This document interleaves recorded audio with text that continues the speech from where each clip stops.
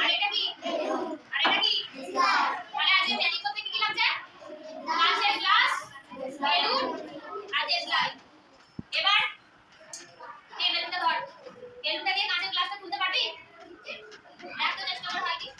দেখ না চেষ্টা কর। বল এবার। হচ্ছে? এবার হবে দেখ। এবার হবে।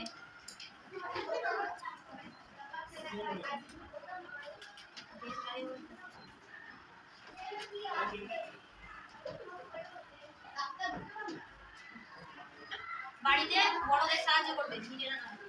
ঠিক আছে?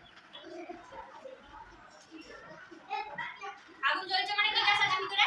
অক্সিজেন। আগুন জ্বালাতে হলে কি গ্যাস সাহায্য করে? অক্সিজেন। তাই এটা জ্বলুক। ঠিক আছে এবার।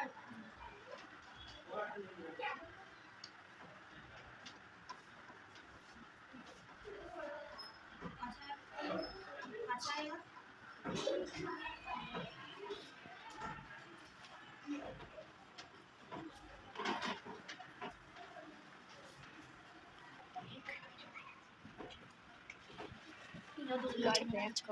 এবার তোলো।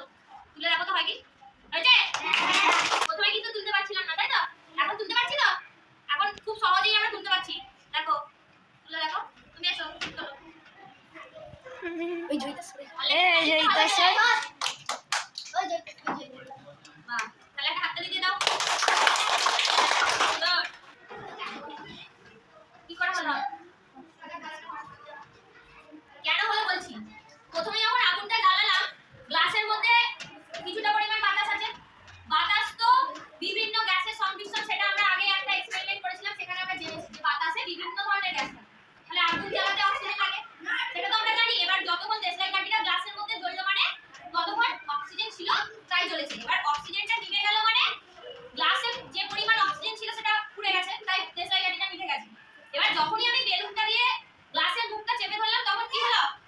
তখন এবার যেহেতু আমি বলেছি শূন্যস্থান থাকে না, কোনো জায়গায় শূন্য থাকে না, এবার সেই জায়গাটা পূরণ করার জন্য চারিদিক থেকে বাতাস আসতে শুরু করবে।